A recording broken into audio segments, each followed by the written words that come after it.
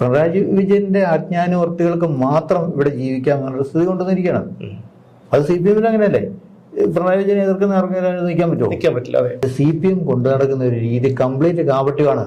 ഇതൊരു നാടക കമ്പനിയാണ്. അതാണ് ഇതിന്റെ ഒരു സ്ഥിതി. അപ്പൊ ഈ നാടക കമ്പനി എല്ലാ സമയത്തും ഇത് ഒരേപോലെ തന്നെ എല്ലാ നടന്മാരും നിൽക്കില്ല. ജനങ്ങൾക്ക് കിട്ടേണ്ട കാര്യം ഒന്നും കൊടുക്കാതിരിക്കാൻ നോക്കുക. അവരെന്ത് ദുരിതത്തിലേക്കും പോകട്ടെ, പണം പിരിക്കുക എന്നുള്ള ഒറ്റ അജണ്ട മാത്രമേ ഉള്ളൂ. മുഖ്യമന്ത്രിക്ക് പൈസ കൊടുക്കാൻ തീരുമാനിക്കുന്നില്ല. DYFI 25 വീട് പണിത് കൊടുക്കാനാണ് തീരുമാനിക്കുന്നത്. മുഖ്യമന്ത്രി വിശ്വാസമില്ലാത്തതുകൊണ്ടല്ലേ? അല്ല, മുഖ്യമന്ത്രി എങ്ങനെ വിശ്വസിക്കാൻ കഴിയും? ടൂറിസ്റ്റുകൾക്ക് അവിടെ വരാൻ കഴിയും. ഒരു 3000 രൂപ ഡെയിലി റേറ്റ് ഇട്ടാൽ പോലും ഒരു 15 ദിവസം ഗസ്റ്റുകളെ കിട്ടിയാൽ തന്നെ അവർക്ക് ഒരു ഫാമിലിക്ക് കഴിഞ്ഞു പോകാനുള്ള ഫണ്ട് അവിടെ ഉണ്ടാവും. നമ്മുടെ റിപ്പോർട്ടർ ചാനൽ നിങ്ങൾ എന്താണോ HRDS മുന്നോട്ട് വെച്ച പദ്ധതി അതിനെ മറ്റൊരു തരത്തിൽ ആവിഷ്കരിച്ചുകൊണ്ടുള്ള ചില വാഗ്ദാനങ്ങളൊക്കെ നടത്തിയിരുന്നു. ദേശാഭിമാനി പത്രം HRDS CSR ഫണ്ട് തട്ടിയെടുക്കുന്നതിന് വേണ്ടിയിട്ടാണ് ഇങ്ങനെ ഒരു പദ്ധതി മുമ്പോട്ട് വെച്ചിരിക്കുന്നത് എന്നുള്ള ആരോപണം ഉന്നയിക്കുന്നുണ്ട്. ഇവര് എന്റെ മേൽ ആരോപിക്കുന്നത് ഞാൻ 53,000 കോടി രൂപ തട്ടിയെടുത്തു എന്നൊക്കെയാണ് പറയുന്നത്. 53,000 കോടിയുടെ ഒരു വലിപ്പത്തെക്കുറിച്ച് ഇവർക്കൊരു ബോധമില്ല. നമസ്കാരം. HRDS ഇന്ത്യ നമുക്ക് പരിചയപ്പെടുത്തേണ്ട ആവശ്യമില്ല. പക്ഷേ ഇപ്പോൾ HRDS ഇന്ത്യ എന്ന പേര് മാധ്യമങ്ങളിൽ നിറഞ്ഞു നിൽക്കുന്നത് വയനാട് ദുരന്തത്തിൽപ്പെട്ടവർക്ക് ആവശ്യമായ എല്ലാവർക്കും വീടുകൾ നിർമ്മിച്ചു കൊടുക്കാമെന്നുള്ള ഒരു പദ്ധതി നമ്മുടെ സംസ്ഥാന സർക്കാരിന് മുന്നിൽ വെച്ചതോടെയാണ്. എന്നാൽ ഇതിനെ നമ്മുടെ മുഖ്യധാരാ മാധ്യമങ്ങളൊന്നും തന്നെ ഈ വാർത്ത റിപ്പോർട്ട് ചെയ്തിട്ടില്ല. ഇന്ന് നമ്മളോടൊപ്പം ഉള്ളത് HRDS സെക്രട്ടറി ശ്രീ അജി കൃഷ്ണനാണ്. നമസ്കാരം. HRDSന്റെ പ്രവർത്തനങ്ങളൊക്കെ നമുക്കറിയാവുന്നതാണ്. പക്ഷേ ഇപ്പോൾ നമുക്ക് വയനാട് ദുരന്തത്തിന്റെ പശ്ചാത്തലത്തിലേക്ക് വരാം. വയനാട് ദുരന്തത്തിൽ ഇരയായവർക്ക് എല്ലാവർക്കും എത്ര പേർക്കാണോ വീട് നഷ്ടപ്പെട്ടത് അത്രയും പേർക്കും വീടുകൾ നിർമ്മിച്ചു നൽകാമെന്നാണ് HRDS ഔദ്യോഗികമായി തന്നെ നമ്മുടെ മുഖ്യമന്ത്രിയുടെ ഓഫീസിനെ അറിയിച്ചിരിക്കുന്നത്. എന്തൊക്കെ പദ്ധതിയാണ് താങ്കളുടെ അല്ലെങ്കിൽ HRDSന്റെ മനസ്സിലുള്ളത്? ഇത് സുമേഷ്, നിങ്ങള് ഈ ദുരന്തം ഉണ്ടായപ്പോൾ നമ്മുടെ HRDSന്റെ പ്രസിഡന്റ് സ്വാമി ആത്മനമ്പി ആണല്ലോ, അറിയാമല്ലോ എനിക്ക്. അപ്പം സ്വാമിജിയായിട്ട് സംസാരിച്ചപ്പോൾ ഇത് നമ്മൾ കേരളത്തെ സംബന്ധിച്ച് നമ്മൾ ആകെ ഞെട്ടിപ്പോയൊരു സംഭവമുണ്ട്. ഇത്രയും ഒരു വലിയ ദുരന്തം നമ്മൾ അടുത്ത സമയത്ത് കണ്ടിട്ടില്ല. നമ്മളുടെ ഈ വെള്ളപ്പൊക്കത്തിന്റെ ഒക്കെ സമയത്ത് 500 പേർക്ക് മുകളിൽ ഇവിടെ മരിച്ചുവെങ്കിലും അത് ഒക്കെ പിന്നീട് അങ്ങനെ പോയത്. പക്ഷെ ഇത് ഇപ്പോൾ ഇത്ര പെട്ടെന്ന് ഒരു നിമിഷം കൊണ്ട് ഇത്രയധികം ആളുകൾ മരണപ്പെട്ട ഒരു സംഭവം എനിക്ക് തോന്നുന്നു കേരളത്തിൽ വേറെ ഉണ്ടായിട്ടില്ലെന്ന് തോന്നുന്നു. അപ്പൊ അതിന്റെ ഒരു ഞെട്ടല് എല്ലാവരെയും ഒരുപോലെ തന്നെയാണ് ഫീൽ ചെയ്തിട്ടുള്ളത്. അപ്പൊ അതിന്റെ ഭാഗമായിട്ട് ഞങ്ങള് സ്വാമിജിയായിട്ട് സംസാരിച്ചപ്പോൾ സ്വാമിജി നമ്മുടെ ബ്രസീൽ ആണ് നമ്മുടെ ഈ സ്വാമിജിയുടെ പ്രധാന ആശ്രമമൊക്കെ. അവരുമായിട്ട് സംസാരിച്ചു. അവര് നമ്മളോട് പറഞ്ഞു. അപ്പം ഉദ്ദേശം ഒരു കണക്കേ അന്ന് ഉണ്ടായിരുന്നുള്ളൂ. നമുക്ക് കൃത്യമായിട്ടൊരു കാര്യം പറയാൻ മാത്രമുള്ളൊരു ഒരു ഡേറ്റാസ് ഒന്നും വന്നിരുന്നില്ല. പക്ഷെ ഉദ്ദേശം ഒരു 500 വീട് വേണ്ടി വന്നേക്കാം എന്നുള്ള ഒരു വിധത്തിലാണ് നമ്മൾ പറഞ്ഞത്. അപ്പോൾ അതിന് എത്ര രൂപ വേണ്ടി വരും? അപ്പോൾ ഞങ്ങളൊരു എസ്റ്റിമേറ്റ് ഉണ്ടാക്കി നോക്കി. നമുക്കിപ്പോൾ നമ്മുടെ ആർക്കിടെക്റ്റും എഞ്ചിനീയേഴ്സൊക്കെ ഉള്ളതുകൊണ്ട് വളരെ പെട്ടെന്ന് തന്നെ അതൊന്ന് പ്ലാൻ ചെയ്യാൻ കഴിഞ്ഞു. അങ്ങനെ നമ്മൾ ഒരു 500 വീട് എന്ന് പറയുമ്പോൾ ഒരു 50 കോടി രൂപ വേണ്ടി വരും. ഒരു വീടിന് 10 ലക്ഷം രൂപ എന്നുള്ളൊരു ധാരണയിൽ അതെ 50 കോടി രൂപയാണ് അതിന് വേണ്ടിയിട്ട് വേണ്ടി വരുന്നതെന്ന് പറയുന്നു. അപ്പോൾ അത്രയും ഫണ്ട് അവർ അവിടുന്ന് അറേഞ്ച് ചെയ്യാനുള്ള ഒരു കാര്യങ്ങൾ ചെയ്തു. അപ്പോൾ ഞങ്ങളപ്പോൾ തന്നെ ഈ ഫണ്ടെന്ന് ഉറപ്പുവരുത്തിയിട്ടാണ് ഞങ്ങൾ മുഖ്യമന്ത്രിയുടെ ഓഫീസിലേക്ക് ഈ പ്രപ്പോസൽ വെക്കുന്നു.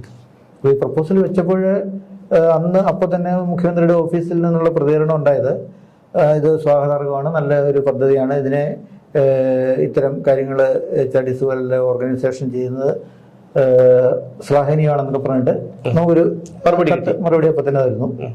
അപ്പോൾ ഞങ്ങൾ വിചാരിച്ചു കൊള്ളാം, നല്ല കാര്യമാണല്ലോ എന്ന് വിചാരിച്ചു. പക്ഷേ പിന്നീട് ഈ ഗവൺമെന്റ് പറയുന്ന കണക്കുകളിലോ ഒന്നും HRDSന്റെ ഈ പദ്ധതിയെക്കുറിച്ച് അവർ ഒരക്ഷരം പോലും മിണ്ടാത്ത ഒരു സാഹചര്യം ഉണ്ടായി. അതായത് ഓഗസ്റ്റ് 3-നാണ് HRDS ഈ പ്രപ്പോസൽ മുഖ്യമന്ത്രിയുടെ ഓഫീസിലേക്ക് അറിയിക്കുന്നത്. അതിനുശേഷം ഓഗസ്റ്റ് 4-ാം തീയതി പിറ്റേ ദിവസം നമ്മുടെ റിപ്പോർട്ടർ ചാനൽ നിങ്ങൾ എന്താണോ HRDS മുന്നോട്ട് വെച്ച പദ്ധതി അതിനെ മറ്റൊരു തരത്തിൽ ആവിഷ്കരിച്ചുകൊണ്ടുള്ള ചില വാഗ്ദാനങ്ങളൊക്കെ നടത്തിയിരുന്നു. അപ്പോൾ അതും ഒരു പൊരുത്തക്കേട് എന്തോ അവിടെ തോന്നുന്നില്ലേ? റിപ്പോർട്ടർ TV ഇങ്ങനൊരു കാര്യം ഒരു നിർദ്ദേശം വെക്കുമ്പോൾ ഞങ്ങളതിനു മുമ്പ് തന്നെ ഈ മുഖ്യമന്ത്രിക്ക് ഈ ഇതിൻ്റെ ഡീറ്റെയിൽസ് കൊടുക്കുമ്പോൾ തന്നെ ഞങ്ങൾ ഡൽഹിയിൽ പത്രസമ്മേളനം വിളിച്ച് അന്ന് ഈ കാര്യങ്ങൾ മുഴുവൻ വിശദമായിട്ട് എല്ലാ മാധ്യമങ്ങളോടും സംസാരിച്ചാണ് എല്ലാവർക്കും അതിൻ്റെ പൂർണ്ണമായ ഒരു ഓൾമോസ്റ്റ് എന്ന് പറഞ്ഞാൽ ഒരു കൃത്യമായ DPR കൊടുക്കാൻ കഴിഞ്ഞിട്ടില്ല. പക്ഷെ എങ്കിൽ പോലും ഓൾമോസ്റ്റ് കാര്യങ്ങളെല്ലാം നമുക്ക് കൊടുക്കാവുന്ന രീതിയിലുള്ള എല്ലാം കൊടുത്തതാണ്. അപ്പോൾ എല്ലാവരും അത് കണ്ട കാര്യമാണ്. തുടർന്നാണ് അടുത്ത ദിവസം ഇങ്ങനെ റിപ്പോർട്ടർ ഇങ്ങനെ ഒരു നിർദ്ദേശം വയ്ക്കുന്നത്. അതിലൊരു അസ്വാഭാവികത ഇല്ലെന്നാണ് ചോദ്യം. കാരണം HRDS എന്ത് പദ്ധതിയാണോ മുഖ്യമന്ത്രിയുടെ ഓഫീസിൽ വെച്ചത് അതിനെ മറ്റൊരു തരത്തിൽ അവതരിപ്പിക്കുകയാണ് ചെയ്തത്. ശരി, അത് നമ്മുടെ വിഷയമല്ല. പക്ഷേ എന്തായാലും വളരെ ദീർഘവീക്ഷണത്തോടുകൂടിയുള്ള ഒരു പദ്ധതിയായിരുന്നു താങ്കൾ അവതരിപ്പിച്ചത്. എന്തായിരുന്നു അത്? പ്രേക്ഷകർക്ക് അറിയാനായി ഒന്ന് ചുരുക്കി പറയാമോ? അതിഥി മുറി ഉൾപ്പെടെയുള്ള ഞങ്ങള് ഇപ്പൊ വയനാട് പോലുള്ള ഒരു പ്രദേശം നമുക്ക് ടൂറിസത്തിന്റെ അനന്ത സാധ്യതയുള്ള ഒരു പ്രദേശം തന്നെയാണ്. അപ്പോൾ ആ ഒരു സാധ്യത എങ്ങനെ നമുക്ക് ഇതിനകത്തേക്ക് ഉൾക്കൊള്ളിക്കാം എന്നുള്ളൊരു ചിന്ത ഉണ്ടായപ്പോൾ ഇവർക്ക് താമസിക്കുകയും താമസത്തോടൊപ്പം ഇപ്പൊ നമ്മളിപ്പോ ഈ റീഹാബിലിറ്റേഷൻ സെന്ററുകളിൽ നിന്ന് ഇവരെ മാറ്റി താമസിപ്പിക്കുമ്പോൾ ഇവരുടെ തുടർന്നുള്ള ജീവിതത്തിന് ഇൻകം ആവശ്യമുണ്ട്. അപ്പോൾ അതെങ്ങനെ കണ്ടെത്താൻ കഴിയും എന്നുള്ളൊരു ചോദ്യം ഉണ്ടായപ്പോഴാണ് ഈ വയനാടിന്റെ ടൂറിസം സാധ്യതയും കൂടെ ഒന്ന് ഉപയോഗപ്പെടുത്തുകയാണെങ്കിൽ ഇത്തരം കുടുംബങ്ങൾക്കും ഒരു പ്രശ്നങ്ങളില്ലാതെ കാര്യങ്ങൾ മുമ്പോട്ട് കൊണ്ടുപോകാൻ കഴിയുന്ന ഒരു അവസ്ഥ ഉണ്ട് അവിടെ. അപ്പം പൊതുവെ ആ മേഖലയെ കുറിച്ച് പറയുമ്പോൾ വയനാടിന്റെ മൂന്നാർ എന്നൊക്കെയാണ് പറയുന്നത്. ഒരുപാട് തേയിലത്തോട്ടങ്ങളും വളരെ മനോഹരമായ ലാൻഡ്സ്കേപ്പുകളുള്ള ഒരു സ്ഥലമാണ്. അപ്പൊ അത് നമ്മൾ അവിടെ ഓൾറെഡി ഇപ്പൊ തന്നെ അവിടെ ധാരാളം ടൂറിസ്റ്റുകൾ വരുന്നുണ്ട്, ഇങ്ങനെ വീടുകളിൽ താമസിക്കുന്നുണ്ട്. ഒരുപാട് വീട്ടുകാർ അവിടെ ഈ ഒരു ടൂറിസ്റ്റുകളെ താമസിപ്പിക്കുന്നതിനുള്ള സംവിധാനങ്ങൾ തന്നെ ഉണ്ടാക്കിയിട്ടുണ്ട്. അത് നടന്നുകൊണ്ടിരിക്കുന്ന കാര്യം, വളരെ വർഷങ്ങളായിട്ട് തന്നെ നടക്കുന്ന ഒരു കാര്യമാണ്. പല ദിവസങ്ങളിലും അവിടെ ഈ മുറികൾ കിട്ടാതെ ഒരു അവസ്ഥയുണ്ട്. അത്രയ്ക്ക് തിരക്ക് വരുന്ന സമയം. ഒരു അന്നേര മുറികൾക്കൊക്കെ ഒരു 6000 മുതൽ 7000 12,000 അങ്ങനെയൊക്കെ റേറ്റുകളാണ് പോകുന്നത്. അപ്പൊ ഇവിടെ നമ്മൾ ഈ പ്ലാൻ ഉണ്ടാക്കിയപ്പോൾ ഈ സ്വാഭാവികമായിട്ടും ഉള്ള ഒരു ചെറിയ വീട് എന്നുള്ളതിനപ്പുറത്തേക്ക് മാറിയിട്ട് ഒരു അല്പം കൂടെ ഒന്ന് വിശാലമാക്കിക്കൊണ്ട്, സാധാരണ ഇത്തരം ഈ ദുരന്തങ്ങളിൽ പെടുന്നവർക്കൊക്കെ വീട് പണിത് കൊടുക്കുക എന്ന് പറയുമ്പം ഒരു കടമ പോലെ ആളുകൾ ഒരു 5 ലക്ഷം രൂപയ്ക്കകത്ത് തീരുന്ന വീടുകളാണല്ലോ കൊടുക്കാറുള്ളത്. പക്ഷെ ഇത് വേറൊരു തരത്തിലൊന്ന് മാറ്റണം. അങ്ങനെ പോരല്ലോ, ഒരു അവിചാരിതമായ ഒരു പ്രശ്നത്തിൽ ആളുകൾ പെടുന്നു. അവരെ സഹായിക്കേണ്ട ഉത്തരവാദിത്വം സമൂഹത്തിനുണ്ട്. സുരക്ഷിത കേന്ദ്രങ്ങളിൽ നിൽക്കുന്നവര് അതിന്റെ ഉത്തരവാദിത്തം ഏറ്റെടുക്കാൻ ബാധ്യസ്ഥരാണ്. പ്രത്യേകിച്ച് നമ്മളെപ്പോലുള്ള NGOs അത് ചെയ്യേണ്ടതാണ്. അതുകൊണ്ട് തന്നെയാണ് ഞങ്ങൾ അങ്ങനെ ഒരു അതിഥി മുറിയുടെ ഈ വീടിന്റെ മുകൾ നില അങ്ങനെ ക്രമീകരിച്ചത്. അപ്പൊ അവിടെ ഒരു മുറി, ഒരു 2 ബെഡും ഒക്കെ ഉള്ള നല്ല ഒരു സ്റ്റാൻഡേർഡ് മുറി അവിടെ നമ്മൾ സെറ്റ് ചെയ്യുമ്പോൾ ടൂറിസ്റ്റുകൾക്ക് അവിടെ വരാൻ കഴിയും. ഒരു 3000 രൂപ ഡെയിലി റേറ്റ് ഇട്ടാൽ പോലും ഒരു 15 ദിവസം ഗസ്റ്റുകളെ കിട്ടിയാൽ തന്നെ അവർക്ക് ഒരു ഫാമിലിക്ക് കഴിഞ്ഞു പോകാനുള്ള ഫണ്ട് അവിടെ ഉണ്ടാവും. അതാണ് ഞങ്ങൾ അതിനകത്ത് കണ്ടൊരു കാര്യം. പിന്നീട് ഞങ്ങൾ പ്രധാനമന്ത്രിക്ക് ഇതേ പ്രപ്പോസൽ കൊടുത്തിട്ടുണ്ട്. അപ്പൊ അതായത് മുഖ്യമന്ത്രിയുടെ ഓഫീസിൽ നിന്ന് നടപടി ഉണ്ടാകാത്തത് കൊണ്ടാണോ? യാതൊരു അനക്കം ഉണ്ടാകുന്നപ്പോൾ ഞങ്ങൾ പ്രധാനമന്ത്രിയുടെ ഓഫീസിലേക്ക് ഇതിപ്പോ കൊടുത്തിരിക്കുകയാണ്. അപ്പൊ അവിടെ നമ്മൾ പറഞ്ഞപ്പോ ഒരു കാര്യം കണ്ടത്, ഇപ്പൊ ഈ വയനാടിന്റെ ഒരു സാഹചര്യം, ഇവരൊക്കെ കാർഷിക രംഗത്തൊക്കെ നിന്ന ആളുകളാണ്. അപ്പൊ അവർക്ക് പരിചിതമായ ഒരു ജീവിത സാഹചര്യം എന്ന് പറയുന്നത് കാർഷിക വൃത്തിയായിട്ട് ബന്ധപ്പെട്ടാണല്ലോ. അതുകൊണ്ട് ഞങ്ങള് ഇവരുടെ ഒരു കാർഷിക രംഗത്തെ ഇവരുടെ പരിചയങ്ങൾ ഉപയോഗിക്കുകയും ഇവർക്ക് കുറച്ചുകൂടെ ഒരു ഇണങ്ങി പോകാൻ കഴിയുന്ന ഒരു സെക്ടർ എന്നുള്ള നിലയിൽ ഒരു കുടുംബത്തിന് 1 ഏക്കർ സ്ഥലം വീതം നമ്മൾ ഇവർക്ക് കൊടുക്കണം എന്നും അവിടെ ഒരു ഗ്രൂപ്പ് ഫാമിംഗ് സംവിധാനം ഉണ്ടാക്കണമെന്നും അതിന്റെ നേതൃത്വം എല്ലാ HRDS ചെയ്യാമെന്നും. കാരണം ഇപ്പം നിലവിൽ ഇവര് നിൽക്കുന്ന ക്യാമ്പുകളിൽ നിന്ന് പുറത്തേക്ക് വരുമ്പോൾ ഇവര് വലിയ മാനസികമായിട്ട് താഴ്ന്നു പോയൊരു ജനതയാണ്. അപ്പൊ അവരെ സംബന്ധിച്ച് ഇനിയൊരു കാര്യം പെട്ടെന്ന് ചിന്തിക്കാനോ അല്ലെ അവരുടെ ഒരു ഭാവന രൂപത്തിലേക്കൊന്നും പോകണമെന്നില്ല. അപ്പൊ ആ ഒരു സാഹചര്യം ഉള്ളതുകൊണ്ട് തന്നെ ഇവരുടെ ഒരു പുനരധിവാസം എന്ന് പറയുമ്പോൾ നമ്മളുടെ ഒരു ഹെൽപ്പ് ഒരു കുറെ വർഷങ്ങൾ വേണ്ടി വരും. ഇവരുടെ കൂടെ നമ്മൾ നിൽക്കേണ്ടതായിട്ടുണ്ട്. തീർച്ചയായിട്ടും. അപ്പൊ അതിന് കൗൺസിലിംഗ് വേണം, അങ്ങനെ ഒട്ടനവധി കാര്യങ്ങൾ ചെയ്യാനുണ്ട്. അപ്പൊ അതുകൊണ്ട് നമ്മൾ അതിന് മുൻകൈ എടുത്തിട്ട് ഗ്രൂപ്പ് ഫാമിംഗ് സംവിധാനമാണെങ്കിൽ അവിടെയുള്ള ലോക്കൽ പഞ്ചായത്തും അങ്ങനെയുള്ള ആളുകൾ ഉണ്ടല്ലോ, ജനപ്രതിനിധികൾ അല്ലാത്തവരും ഒക്കെ ഉണ്ടല്ലോ. ജനപ്രതിനിധിയായിട്ട് ഒരാൾ വരുന്നു എന്നുള്ളത് വലിയ കാര്യമൊന്നുമല്ല. അതിലും ഏറെ ജനങ്ങളുമായിട്ട് ബന്ധപ്പെട്ട് നിൽക്കുന്ന അവിടുത്തെ മറ്റ് രാഷ്ട്രീയ പ്രവർത്തകരൊക്കെ ഉണ്ടല്ലോ, സാമൂഹ്യ പ്രവർത്തകരൊക്കെ ഉണ്ട്. അവരെയൊക്കെ കൂടെ ഈ കമ്മിറ്റിയിൽ ഉൾപ്പെടുത്തിക്കൊണ്ട് ആ ഒരു കമ്മിറ്റിയുടെ കീഴിൽ ഇതിന്റെ മുഴുവൻ കാര്യങ്ങൾ ഒരു 10 വർഷത്തേക്കെങ്കിലും ഏറ്റെടുത്ത് ചെയ്യേണ്ടതായിട്ടുണ്ട്. അതാണ് HRDS പ്ലാൻ ചെയ്തത്. അപ്പൊ അതിന് നമുക്ക് ഈ ഇസ്രായേൽ ടെക്നോളജിയൊക്കെ ഉപയോഗിക്കാൻ പറ്റും. ഇസ്രായേല് വളരെ വലിയ രൂപത്തിലുള്ള മരുഭൂമിയിൽ വലിയ രൂപത്തിൽ അവര് കൃഷി വികസിപ്പിച്ചവരാണ് ഇസ്രായേൽ. അപ്പൊ ടെക്നോളജി, അത് ഇസ്രായേൽ ടെക്നോളജി എന്ന് പറയുമ്പോൾ നമ്മളെ ഇവിടെ ഏലത്തോട്ടങ്ങളിലൊക്കെ നമുക്ക് വണ്ടംമേട്ടില് തോട്ടം ഉണ്ടായിരുന്നു, അവിടെയൊക്കെ ഈ ഇസ്രായേൽ ടെക്നോളജി ഉപയോഗിക്കുന്നുണ്ട്. അപ്പം ഇതിന്റെ ഈൽഡ് വളരെ വർദ്ധിപ്പിക്കാൻ പറ്റുന്നുണ്ട്. ഒരു ശരാശരി നമുക്ക് നിലവിൽ കിട്ടുന്നതിന്റെ ഒരു 10-30-40% കൂടെ ഇത് കൂട്ടാൻ കഴിയും.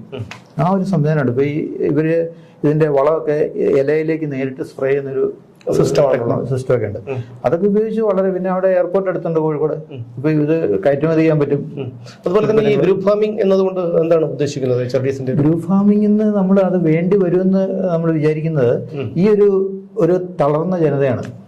എല്ലാം നഷ്ടപ്പെട്ട് മാനസികമായിട്ടും ശാരീരികവും എല്ലാം തകർന്ന ഒരു ജനതയെ നിങ്ങൾ പോയി 1 ഏക്കർ സ്ഥലം തന്നിട്ട് നിങ്ങൾ പോയി കൃഷി ചെയ്തോളൂ എന്ന് പറഞ്ഞാൽ അത് പ്രായോഗികമാണെന്ന് തോന്നില്ല. അപ്പൊ അതുകൊണ്ടാണ് അതൊരു ഗ്രൂപ്പ് ഫാമിംഗ് സിസ്റ്റത്തിലേക്ക് കൊണ്ടുവന്നാൽ ഇവർക്ക് ഇവരുടെ ഒരു പോർഷനിൽ നിന്നുള്ള ആ ഒരു വരുമാനം ഇവർക്ക് സ്ഥിരമായിട്ട് കിട്ടുകയും ചെയ്യും. പതുക്കെ ഇവർക്ക് ലൈഫിലേക്ക് മടങ്ങി വരാൻ കഴിയും. പുതിയ ജീവിതം, പുതിയ കാലാവസ്ഥ എല്ലാം ഇവർക്ക് നേടിയെടുക്കാൻ പറ്റും. ഓഗസ്റ്റ് 3-ാം തീയതി HRDS ഒരു പ്രപ്പോസൽ മുഖ്യമന്ത്രിയുടെ ഓഫീസിലേക്ക് വെക്കുന്നു. അവിടുന്ന് മറുപടി കിട്ടുന്നു. അതിനുശേഷം എന്തെങ്കിലും ഒരു നടപടി മുഖ്യമന്ത്രിയുടെ ഭാഗത്തുനിന്നോ അദ്ദേഹത്തിന്റെ ഓഫീസിന്റെ ഭാഗത്തുനിന്നോ സർക്കാരിന്റെ ഭാഗത്തുനിന്നോ ഉണ്ടായിട്ടുണ്ടോ? ഇതേവരെ അങ്ങനെ യാതൊരു കാര്യങ്ങളും ഉണ്ടായിട്ടില്ല. ഇന്നലെയും ഇന്നും ഒക്കെ ആയിട്ട് ദേശാഭിമാനി പത്രം HRDS CSR ഫണ്ട് തട്ടിയെടുക്കുന്നതിന് വേണ്ടിയിട്ടാണ് ഇങ്ങനെ ഒരു പദ്ധതി മുമ്പോട്ട് വെച്ചിരിക്കുന്നത് എന്നുള്ളൊരു ആരോപണം ഉന്നയിക്കുന്നുണ്ട്. അല്ല, അത് ദേശാഭിമാനിയിൽ ഞാനും അത് കണ്ടിരുന്നു. ആ വാർത്ത അവർ പറയുന്ന ചില കാര്യങ്ങളിൽ ഒരു വ്യക്തത വരുത്തുന്നുണ്ട്. കാരണം പ്രേക്ഷകർക്ക് അതിനെക്കുറിച്ച് അറിയണം. ദേശാഭിമാനി ആകുമ്പോൾ ഒരുപാട് പേര് വിശ്വസിക്കുന്ന ഒരു പത്രമാണ്. അപ്പോൾ അതുകൊണ്ട് തന്നെ അതിനെക്കുറിച്ച് ഒരു വ്യക്തത വരുത്തേണ്ട ഒരു ചുമതല താങ്കൾക്കുണ്ട്.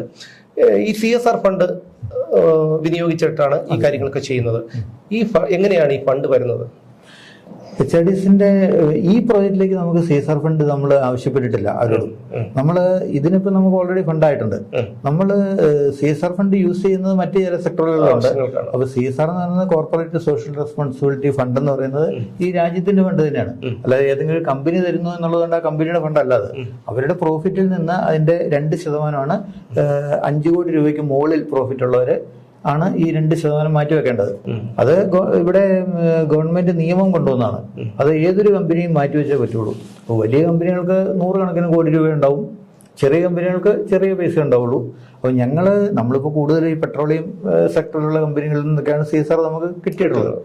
അപ്പോൾ അത് ഇതിനകത്തുനിന്ന് 1 രൂപ പോലും വക മാറ്റി ചെലവഴിക്കാനോ ഒരു തട്ടിപ്പ് നടത്താനോ ഇന്നത്തെ സാധ്യമല്ല. ഇന്ന് ഇവിടെ ഭരിക്കുന്ന മോദിജിയാണ്. എല്ലാ സിസ്റ്റവും കറക്റ്റാക്കിയിരിക്കുകയാണ്. ഇപ്പോൾ അങ്ങേക്ക് അറിയാമല്ലോ, കഴിഞ്ഞ നമ്മൾ ഈ HRDS സ്വപ്ന സുരേഷ് എന്ന് പറയുന്നൊരു സ്ത്രീക്ക് ജോലി എടുത്തതുമായി ബന്ധപ്പെട്ട് വലിയ കോലാഹലം ഗവൺമെന്റ് ഉണ്ടാക്കി നമുക്കെതിരെ. എന്നെ അന്ന് അറസ്റ്റ് ചെയ്തു, കള്ളക്കേസ് എടുത്തിട്ട്. ആ സമയത്തൊക്കെ ഇവര് നമ്മുടെ ഓഫീസുകളിൽ മുഴുവൻ നിരന്തരം റെയ്ഡ് നടത്തി. നമ്മുടെ കോളേജുകളിൽ എല്ലാം ഒരേ സമയം റെയ്ഡുകൾ നടത്തുകയാണ്. അന്നൊന്നും ഇവർക്ക് ഒരു കാര്യം കണ്ടുപിടിക്കാൻ പറ്റില്ല. അതാണ് സംസ്ഥാന സർക്കാരിന്റെ നിയന്ത്രണത്തിലുള്ളതാണ് വിജിലൻസും പോലീസും ഒക്കെ. അവരൊക്കെ നിരന്തരം താങ്കളുടെ വീട്ടിൽ വരെ കയറി ഇറങ്ങി റെയ്ഡ് നടത്തിയതാണ്, ഓഫീസിലൊക്കെ റെയ്ഡ് നടത്തിയതാണ്. എന്നിട്ട് പോലും ഇപ്പൊ 3 വർഷമാകുന്നു അല്ലേ? ഈ 3 വർഷമായിട്ട് പോലും യാതൊരു നടപടിയും ഉണ്ടായില്ല. അപ്പോ അങ്ങനെ എന്തെങ്കിലും ഈ ഫണ്ട് സുതാര്യമല്ല ഇടുന്നു വിനിയോഗിച്ചതെങ്കിൽ അതിന്റെ നടപടി ഉണ്ടാകേണ്ടതല്ലേ? അതെ, തീർച്ചയായും. അതായത് ഇവരെ എന്റെ മേൽ ആരോപിക്കുന്നത് ഞാൻ 53,000 കോടി രൂപ തട്ടിയെടുത്തു എന്നൊക്കെയാണ് പറയുന്നത്. 53,000 കോടിയുടെ ഒരു വലിപ്പത്തെക്കുറിച്ച് ഇവർക്കൊരു ബോധമില്ല. അത്രയ്ക്ക് മണ്ടത്തരങ്ങൾ പറയുന്ന ഒരു ജനതയായി കേരളത്തിലെ ആളുകൾ മാറുകയാണ്. അപ്പൊ എനിക്ക് അത്ഭുതം തോന്നുന്നത്, ഇപ്പൊ പണ്ടൊക്കെ ഞങ്ങൾക്ക് CPM ഉണ്ടായിരുന്നവരാണല്ലോ. അപ്പൊ ആ ഒരു കാലം നമ്മൾക്ക് ഇന്ന് ഓടിപ്പോന്നവരാ, രക്ഷപ്പെട്ട് ഓടിയത്. അപ്പം നമ്മളൊക്കെ വിചാരിക്കുന്ന ഒരു തലത്തിൽ നിന്ന് എത്രമാത്രം താഴേക്ക് പോയിരിക്കുന്നു. ജനങ്ങളുടെ ഒരു പ്രതികരണശേഷി, ബുദ്ധി, ഇതെല്ലാം നശിപ്പിച്ചു കളഞ്ഞു. അപ്പൊ ആളുകൾക്ക് ഒരു പ്രശ്നത്തോടുള്ള അവരുടെ ഒരു പ്രതികരണം എങ്ങനെയാണ്? ഇപ്പോൾ ഒരാളെ വഴിയിട്ട് തല്ലുന്നു, കണ്ടാൽ നമ്മൾ അനങ്ങണ്ട, മാറിപ്പോകാന്നുള്ള ആ ഒരു ലെവലിലേക്ക് കേരളത്തിന്റെ ഒരു മാനസികാവസ്ഥ ഇവർ കൊണ്ടുവന്നിരിക്കുകയാണ്. എന്ത് തോന്നിയവസം കണ്ടാലും അതിനെ ചോദ്യം ചെയ്യാനോ അതിനെക്കുറിച്ച് ഒരു അക്ഷരം മിണ്ടാനോ പറ്റാത്ത തരത്തിൽ കേരളത്തിന്റെ മനസ്സിനെ ഒരു മാറ്റി. അത് പിണറായി വിജയന്റെ വരവോടുകൂടിയാണ്. പിണറായി വിജയന്റെ ആജ്ഞാനുവർത്തികൾക്ക് മാത്രം ഇവിടെ ജീവിക്കാമെന്നുള്ള സ്ഥിതി കൊണ്ടുവന്നിരിക്കുകയാണ്. അത് CPM അങ്ങനെയല്ലേ? പിണറായി വിജയനെ എതിർക്കുന്ന ആർക്കെങ്കിലും നിൽക്കാൻ പറ്റില്ല. ഇപ്പൊ ഞങ്ങൾ ഇങ്ങനെ ഒരു നിർദ്ദേശം മുമ്പോട്ട് വെക്കുന്നു.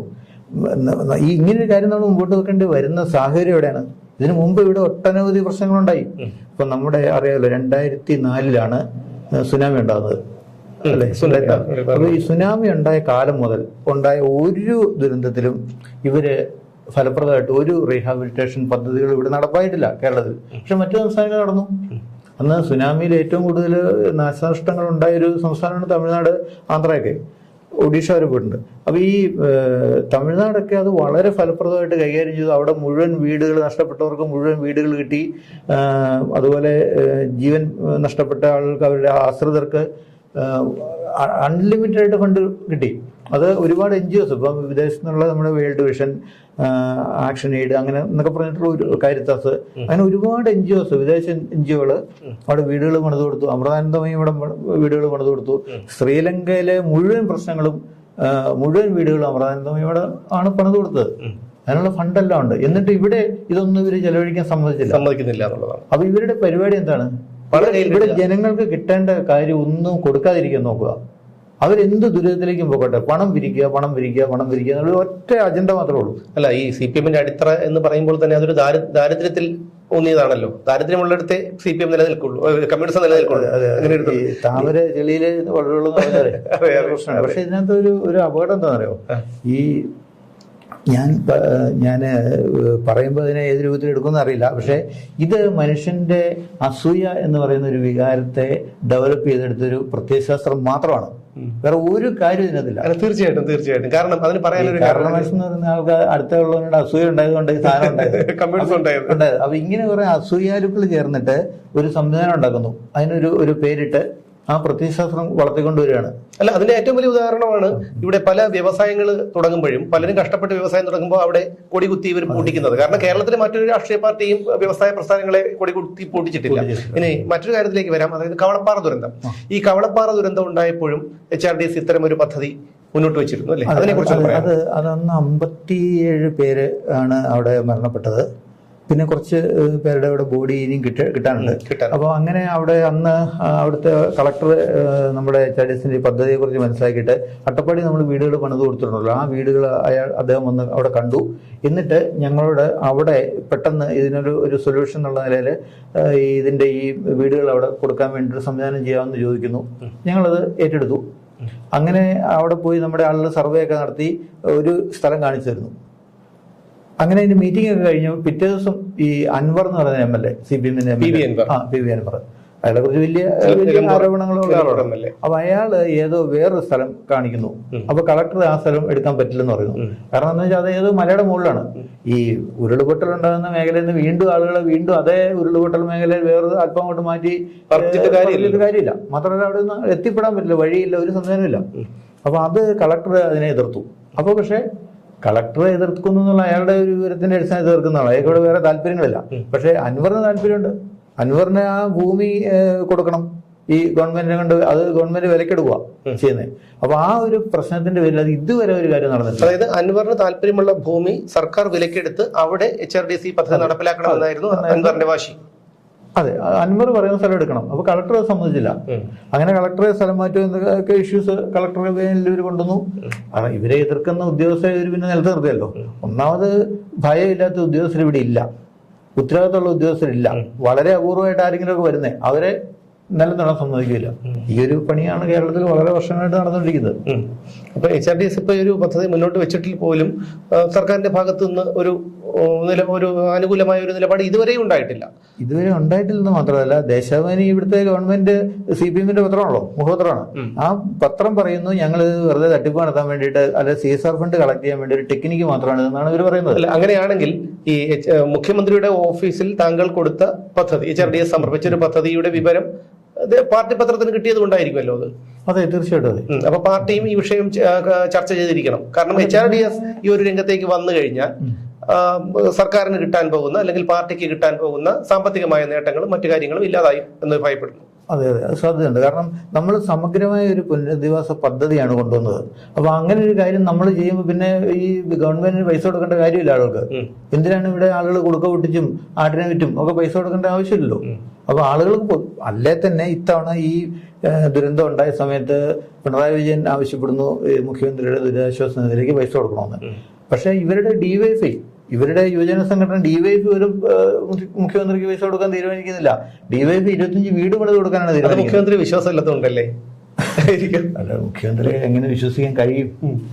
അല്ല, തീർച്ചയായിട്ടും അതൊരു വലിയൊരു കാര്യമാണ്. കാരണം CPM-ന്റെ യുവജന സംഘടന തന്നെ മുഖ്യമന്ത്രിയുടെ ദുരിതാശ്വാസ നിധിയിലേക്ക് പണം നൽകാതെ 25 വീടുകൾ നിർമ്മിച്ചു കൊടുക്കുന്നു എന്ന് പറയുമ്പോൾ അത് മുഖ്യമന്ത്രിയെ അവർക്ക് പോലും വിശ്വാസമില്ല എന്നാണ് അതിന്റെ അർത്ഥം. വിശ്വാസമില്ല. അപ്പൊ ആ സാഹചര്യമാണ് ഇവിടെ നിലനിൽക്കുന്നത്. അപ്പൊ അതുകൊണ്ട് HRD ഇങ്ങനെ പദ്ധതി കൊണ്ടുവരുമ്പോൾ സ്വാഭാവികമായിട്ട് ഇവരെ സംബന്ധിച്ച് അത് ഒരു തലവേദന തന്നെയാണ്. ഇവർക്ക് പിന്നെ വേറൊരു പ്രശ്നമുണ്ട്. ആളുകളുടെ നന്മയല്ല, അവർക്ക് കിട്ടേണ്ട ഒരു സൗകര്യങ്ങൾ, ഇതൊന്നും CPM-നെ സംബന്ധിച്ച് മാറ്ററല്ല, അവർക്ക് ഇതൊന്നും ഒരു വിഷയമല്ല. പിന്നെ പിരിക്കുക എന്നുള്ളത് CPM-ന്റെ എനിക്ക് തോന്നുന്നു ഒരു മൗലികാവകാശമാണ്. അതെ അതെ പിരിവുകൊണ്ട് മാത്രം കാര്യം നടത്തുക എന്നുള്ള ലൈനാണ്. ഇത് സത്യത്തിൽ ഇത് പിരിച്ചു നടത്തേണ്ട ഒരു കാര്യമാണോ? ഇത് ഗവൺമെന്റ് ഉത്തരവാദിത്തമല്ലേ? ഒരു സംസ്ഥാനത്ത് ഒരു വലിയ ദുരന്തം ഉണ്ടാകുന്നു, അവിടെ അകപ്പെട്ടു പോകുന്ന ആളുകളെ സംരക്ഷിക്കേണ്ടത് ഉത്തരവാദിത്തം ഗവൺമെന്റിനല്ലേ? അല്ലാതെ ഇവിടെ ബക്കറ്റ് നടത്തിയും ആളുകളോട് നിങ്ങളെ ഇവരെ സഹായിക്കാൻ വേണ്ടി പൈസ വരും എന്ന് പറഞ്ഞിട്ട് ഈ പിച്ച് തണ്ടി ആ പൈസ മേടിച്ചാണ് ഇത് ചെയ്യേണ്ടത്. അല്ല, ഇവിടെ മറ്റൊരു കാര്യം കൂടി നമുക്ക് പറയേണ്ടതുണ്ട്. 2018 ഓഖി ദുരന്തം നടക്കുന്നത്. ഈ ഓഖി ദുരന്തത്തിൽ മുഖ്യമന്ത്രിയുടെ ദുരിതാശ്വാസ നിധിയിലേക്ക് കിട്ടിയത് എന്റെ ഓർമ്മ ശരിയാണെങ്കിൽ 124 കോടി ചില്ലുവാനം രൂപയാണ്. അതിൽ ഓഖി ദുരന്തത്തിൽ വീട് നഷ്ടപ്പെട്ടവർ ഇപ്പോഴും, അതായത് ഒരു 1.5 വർഷം മുമ്പ് വരെ 2 വർഷം മുമ്പ് വരെ അവർ കഴിഞ്ഞിരുന്നത് ഒരു വലിയ തുറയിൽ ഒരു സിമന്റ് ഗോഡൌണിലാണ്. അതിനുശേഷം രണ്ടാമത് പിണറായി സർക്കാരിന്റെ സമയത്തെ ഒരു തെരഞ്ഞെടുപ്പ് വന്നപ്പോഴാണ് ഇവരെ വാടക വീടുകളിലേക്ക് മാറ്റിയത്. എന്നാൽ ഇപ്പോഴും 2-3 കുടുംബങ്ങൾ ആ ഒരു സിമന്റ് ഗോഡൌണിൽ കഴിയുന്നുണ്ട്. അപ്പൊ അതിൽ നിന്ന് തന്നെ വ്യക്തമല്ല, ഈ 6 വർഷമായിട്ട് ഓഖി ദുരന്തത്തിൽപ്പെട്ടവർക്ക് വീട് നിർമ്മിച്ചു കൊടുക്കാൻ സർക്കാരിന് കഴിഞ്ഞിട്ടില്ല. കാര്യം മനസ്സിലാക്കൂ, ഇത് സുനാമി മുതലാണ് കേരളത്തിൽ ഇത്തരം വലിയ ദുരന്തങ്ങൾ കണ്ടു തുടങ്ങുന്നത്. ആ കാലം മുതൽ ഇപ്പം ഈ 2024 വരെ ഉണ്ടായി, ഇപ്പൊ ഈ ദുരന്തം വരെ വന്നപ്പോഴും ഇവരെ സംബന്ധിച്ച് ഒന്നും ചെയ്യാൻ പരിപാടിയില്ല, ഒരു പദ്ധതി ഇവരുടെ ഇല്ല യാതൊരു. അതുകൊണ്ടാണല്ലോ പ്രധാനമന്ത്രി വന്ന് പറഞ്ഞത് നിങ്ങൾ അതിന്റെ റിപ്പോർട്ട് തരൂ. ഇവര് 2000 കോടി രൂപയാണ് ചോദിക്കുന്നത്, അല്ലാതെ ഇതിന് ഇത്ര രൂപ ഇന്ന കാര്യത്തിന് നമുക്ക് വേണം എന്ന് പറയുന്നില്ലല്ലോ. അത് പറയാതെ ചുമ്മാ പ്രധാനമന്ത്രി വന്നു ഉടനെ 2000 കോടി രൂപ ചോദിക്കുന്നു, അതിവിടെ കൊടുത്തിട്ട് തന്നെ ഇത് വിളറിക്കപ്പെടണോ? അല്ല, പൈസ മതിയല്ലോ, പൈസ കാര്യങ്ങൾ നടത്തണം. ശമ്പളം കൊടുക്കണ്ടേ? അടുത്ത മാസം ശമ്പളം കൊടുക്കണ്ടേ? ഇപ്പൊ കടപ്പത്രം ഇറക്കിട്ട 3000 കോടി ഒപ്പിച്ചത് ഈ മാസം. അപ്പൊ ഗവൺമെന്റ് ഇതിന്റെ പ്രശ്നം വെച്ചാൽ ഗവൺമെന്റ് ധൂർത്തടിച്ചും മിസ്മാനേജ്മെന്റ് കൊണ്ടും ഇവിടുത്തെ സംവിധാനം മുഴുവൻ പാടെ താർത്തു കളഞ്ഞു. ഇവിടെ ഇൻകം ഉണ്ടാകേണ്ട ഒരു വലിയ രൂപത്തിലുള്ള ബുദ്ധിയും അതുപോലെ മറ്റ് ദൈവത്തിന്റെ അനുഗ്രഹങ്ങളെല്ലാം ഉള്ള ഒരു സംസ്ഥാനം ഇവര് നശിപ്പിച്ചു കളഞ്ഞു. ഇപ്പൊ ബംഗാള് പോലെ അല്ലെങ്കിൽ ത്രിപുര പോലെ നശിപ്പിച്ചു കളയാണ്. ഇപ്പൊ നമ്മളുടെ പ്രോജക്റ്റ് ഒഡീഷ നടക്കുന്നുണ്ട്. ഒഡീഷ ഏതാണ്ട് 25 കൊല്ലമായിട്ട് ഈ ബിജു ജനതാദളിന്റെ ആളുകൾ ഭരിച്ചുകൊണ്ടിരുന്ന സ്ഥലമാണ്. അവിടെ ഏതാണ്ട് സമാനമായ ഒരു രീതിയാണ്. ഇതെല്ലാം ഒരു സോഷ്യലിസ്റ്റ് ലൈനാണല്ലോ പറയുമ്പോൾ. അപ്പൊ ഈ സോഷ്യലിസ്റ്റുകൾ വന്നിട്ട് ആളുകളുടെ ജീവിതം നശിപ്പിക്കുന്നു എന്നുള്ളതല്ലാതെ വേറെ ഒരു പുരോഗതി ആളുകൾക്ക് ഉണ്ടാക്കി കൊടുക്കാൻ ഇവരെ കൊണ്ട് സാധിക്കുന്നില്ല. അപ്പൊ എന്ത് സോഷ്യലിസ്റ്റ് ആണ് ഇവർ നടപ്പാക്കാൻ പോകുന്നത്? അവിടെയൊക്കെ വലിയ മുതലാളിമാരുണ്ടാകുന്നുണ്ട്. വലിയ ഖനിയാണ്, ഖനിയുടെ ഒരു മേഖലയാണ് അവിടെ. ഈ ഒഡീഷ ഇത്ര സമ്പന്നമായ സംസ്ഥാനം വേറെ എവിടെയുണ്ട്? കേരളത്തിൽ അത്തരം സംവിധാനങ്ങൾ ഇല്ലെങ്കിൽ പോലും കേരളവും അതിസമ്പന്നമല്ല. ഇവിടെ എത്രയോ പേര് വിദേശത്തു നിന്നുള്ള പണം വരുന്നു, ഒരുപാട് ആളുകൾ പുറത്ത് ജോലി ചെയ്യുന്നു, അതിന്റെ ഇൻകം വരുന്നു. ഇവിടെ നമ്മുടെ തിരുവല്ലയിലെ ബാങ്കിലൊക്കെ എനിക്ക് തോന്നുന്നത് കണ്ടമാനം പൈസ കെട്ടിക്കിടക്കും, SBയിലൊക്കെ. അപ്പൊ ഇത്ര ഇൻകം വരുന്ന ഒരു സ്ഥലത്ത് പോലും ഇവര് കാണിച്ചു കൂട്ടുന്ന പണികൾ എന്തൊക്കെയാണ്? അത് സാധാരണ ഇവിടെ ഒരു നിക്ഷേപിക്കാൻ ആരും ധൈര്യപ്പെടുന്നില്ല എന്നുള്ളതാണ് അതിന്റെ ഒരു വാസ്തവമായിട്ടുള്ള ഒരു കാര്യം. ഇനി മറ്റൊരു കാര്യത്തിൽ വരികയാണെങ്കിൽ എങ്ങനെയാണ് ഈ ഒഡീഷയിലെ കാര്യം കൂടി ഒന്ന് പറയുമ്പോൾ 1000-ഓളം വീടുകളാണ് അവിടെ നിർമ്മിക്കുന്നത്. അവിടെ 10,000 വീടാണ് പണിയുന്നത്. 10,000 വീടാണ് ഇപ്പൊ നമ്മള്. അത് ഒഡീഷ സർക്കാർ ക്ഷണിച്ചിട്ടാണല്ലോ HRDS അങ്ങോട്ട് പോകുന്നത്. തീർച്ചയായിട്ടും. അപ്പൊ അവിടെ അതിപ്പോ ഇവിടുത്തെ ഇഷ്യൂസ് ഉണ്ടായി കഴിഞ്ഞപ്പോൾ അവിടെ നമ്മളുടെ ഒരു ടീം ചെറിയ രൂപത്തിൽ ചില വർക്കുകൾ ചെയ്യുന്നുണ്ടായിരുന്നു, ഈ വുമൺ എംപവർമെന്റ് സംവിധാനമൊക്കെ ആയിട്ട് ബന്ധപ്പെട്ട്. അപ്പോൾ അവിടുത്തെ അന്ന് ഈ ഖനിയായിട്ട് ബന്ധപ്പെട്ട മിനിസ്റ്ററാണ്, PWDയുടെയും അതുപോലെ ഈ സ്റ്റീലിന്റെ ഒക്കെ ഒരു മന്ത്രി ഉണ്ടായിരുന്നു. അദ്ദേഹം ആണ് നമ്മളെ അങ്ങോട്ട്, പ്രഫുൽ കുമാർ മാലിക് എന്ന് പറയും അദ്ദേഹം. പക്ഷെ ഇപ്പം തോറ്റുപോയി, BJP ആണ് അവിടെ ഇപ്പൊ ജയിച്ചത്. അപ്പം അദ്ദേഹമാണ് നമ്മളെ അങ്ങോട്ട് വിളിക്കുന്നത്. അങ്ങനെയാണ് നമ്മളവിടെ പോയി വീടിന്റെ പണി ആരംഭിച്ചത്. പക്ഷെ അത് അവിടെ പോയിക്കൊണ്ടിരിക്കുന്നു, അങ്ങോട്ട് പോകുന്നുണ്ട്. അവിടെ എല്ലാ ഹെൽപ്പും അവര് ചെയ്യുന്നുണ്ട്, സർക്കാർ ചെയ്യുന്നു. പിന്നെ അവിടെ ഒരു ഗുണമുള്ളത്, അവിടെ ഈ DM ഫണ്ട് എന്ന് പറഞ്ഞിട്ട് ഈ നമ്മുടെ ഡിസ്ട്രിക്ട് മിനറൽ ഫണ്ട് എന്ന് പറഞ്ഞിട്ട് ഫണ്ടുണ്ട്. അത് കണ്ടമാനം പൈസ കെട്ടിക്കിടക്കുക. അപ്പൊ ആ ഫണ്ടിൽ നിന്നാണ് അവിടെ ഇതിനു വേണ്ടിയിട്ടുള്ള ആദിവാസികൾക്ക് വേണ്ടിയിട്ടാണോ? ആദിവാസികൾക്ക് വേണ്ടി തന്നെയാണ്. പക്ഷെ ഇനിയിപ്പോ അവരിപ്പോ ആവശ്യപ്പെടുന്നത് മറ്റു വിഭാഗം ആദിവാസികളെക്കാൾ പട്ടിണിക്കാരവിടെ വേറെ ഉണ്ട്, ദാരിദ്ര്യത്തിൽ കഴിയുന്നത്. അതെ. പിന്നെ ഈ ഇതിന്റെ പൊല്യൂഷൻ, ഈ ഖനികളിൽ നിന്ന് വരുന്ന റെഡ് മഡ് എന്നൊരു സംഭവമുണ്ട്, അതിന്റെ അതിഭയങ്കരമായ പൊല്യൂഷൻ ഉണ്ടാകുന്ന ഒരു മേഖലയാണ്. അപ്പൊ അതുകൊണ്ട് ഈ പൊല്യൂഷൻ ഇല്ലാതെയാക്കാൻ വേണ്ടിയിട്ടുള്ള പദ്ധതി ഇപ്പൊ അവര് നമ്മളോട് കൊണ്ടുവരാൻ പറഞ്ഞിരിക്കുകയാണ്. അപ്പൊ നമ്മൾ ജപ്പാനിൽ നിന്നൊരു ടെക്നോളജി ഇപ്പം കൊണ്ടുവരാൻ ശ്രമിച്ചുകൊണ്ടിരിക്കുന്നു. അതോടൊപ്പം തന്നെ ഈ ദേശാഭിമാനിയിൽ വന്ന ഒരു വാർത്തയെ കുറിച്ച് തന്നെ നമുക്ക് നൽകണം, കുറച്ച് വ്യക്തത വരുത്തിയിട്ടുണ്ട്. അപ്പൊ പറയുന്നത് HRDS ഗുണനിലവാരമില്ലാത്ത വീടുകളാണ് ഈ ആദിവാസികൾക്ക് നിർമ്മിച്ചു കൊടുത്തത് എന്നാണ്. എന്താണ് അതിനുള്ള ഒരു വാസ്തവം? അതായത് നമ്മൾ ഈ വീടിന് ഉപയോഗിക്കുന്ന മെറ്റീരിയൽ സിമെന്റ് ഫൈബർ ബോർഡാണ് ഇതിന്റെ ഭിത്തികൾക്ക് വേണ്ടി ഉപയോഗിക്കുന്നത്.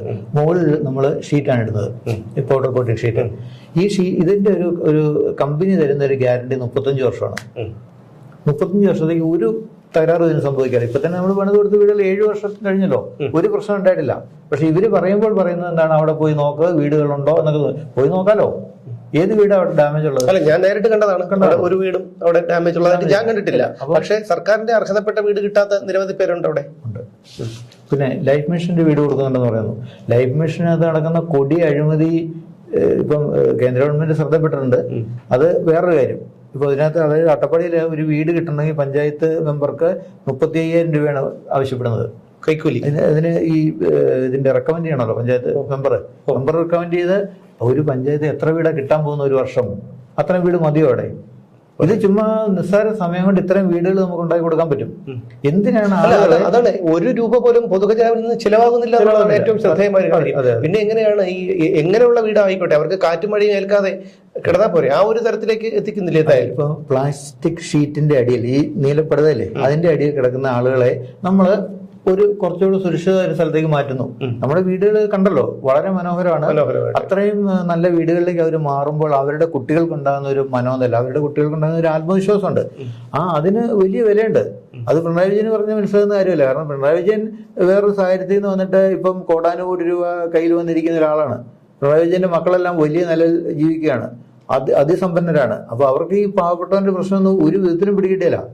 അതിന്റെ പ്രശ്നമുണ്ട്. ഇപ്പൊ മോദിജി അവിടെ പോകുന്ന ഈ സാധാരണ ചെരുപ്പിട്ട റോഡ് നടക്കും.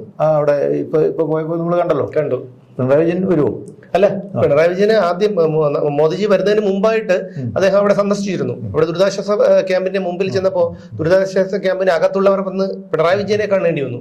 പക്ഷേ പിന്നെ പ്രധാനമന്ത്രി വന്നപ്പോൾ അദ്ദേഹത്തിനോട് പോയപ്പോൾ വെട്ടിപ്പുറത്തിരുത്തിയെ കൊണ്ടുപോയത്. അത് മാത്രമല്ല, അവിടെ ഒരു പ്രശ്നമില്ല. കാരണം ലിഫ്റ്റിൽ നവകേരള ബസ്സിൽ പടിക്കെട്ടിൽ നിന്നിറങ്ങുമ്പോൾ ലിഫ്റ്റ് വെച്ച ഒരാളാണ് അദ്ദേഹം. ഹെലികോപ്റ്ററിൽ നിന്നൊക്കെ എന്ത് പയർ പോലെയാണ് ചാടി ഇറങ്ങുന്നതും നടന്നു പോകുന്നതും ഒക്കെ. അപ്പൊ ഇതൊരു ഇരട്ടത്താപ്പ്, അദ്ദേഹം ഒരു കപട തന്നെയാണ് എന്നുള്ളതിന്റെ ഏറ്റവും വലിയൊരു തെളിവാണ്. അല്ല, അതെന്താണെന്ന് വെച്ചാൽ CPM കൊണ്ടു നടക്കുന്ന ഒരു രീതി കംപ്ലീറ്റ് കാപട്യമാണ്. ഇതൊരു നാടക കമ്പനിയാണ്. അതാണ് ഇതിന്റെ ഒരു സ്ഥിതി. അപ്പൊ ഈ നാടക കമ്പനി എല്ലാ സമയത്തും ഇത് ഒരേപോലെ തന്നെ എല്ലാ നടന്മാരും നിൽക്കാൻ പറ്റാതെ വരും. അപ്പൊ അങ്ങനെ പാളിച്ചകൾ പറ്റുന്നതാണ്. പക്ക നാടക കമ്പനി. നമ്മൾ ഇതിനകത്ത് ഉണ്ടായിരുന്നല്ലോ, നമുക്കറിയാലോ. ഇപ്പൊ അങ്ങ് പിരിവിന്റെ കാര്യം പറഞ്ഞല്ലോ, ഈ ബക്കറ്റ് പിരിവിന്റെ സംവിധാനം എങ്ങനെ ഓരോ സമയത്തും പാർട്ടി ഫണ്ട് പിരിക്കുന്നു. പാർട്ടി ഫണ്ടിന്റെ സംവിധാനം എന്താണ്? ഒരു ടാർഗറ്റ് കൊടുക്കുകയാണ്. ഇപ്പൊ ഇന്ന് എത്ര മേലുകാവ് ലോക്കൽ കമ്മിറ്റിക്ക് ഇത്ര രൂപ, മുട്ടൻ ലോക്കൽ കമ്മിറ്റി ഇത്ര രൂപ എന്ന് പറഞ്ഞ് ഏരിയ കമ്മിറ്റി ടാർഗറ്റ് കൊടുക്കുകയാണ്. അപ്പൊ ഈ ടാർഗറ്റ് വരുന്നതിനേക്കാളും ഒരുപാട് പൈസ കൂടുതലാണ് പിരിക്കുന്നത്. കാരണം ഈ പാറവണക്കാരെയും അതുപോലെ അവിടുത്തെ കുഴപ്പക്കാരെ എല്ലാം കണ്ട് പേടിപ്പിച്ചാണല്ലോ പൈസ മേടിക്കുന്നത്. ഈ ബക്കറ്റ് പിരിവില് ഇങ്ങനെ കൊണ്ടു നടക്കുമ്പോൾ ആളുകൾ ചെറിയ പൈസ ഒക്കെ ഇടും, അതല്ലേ ഉള്ളൂ.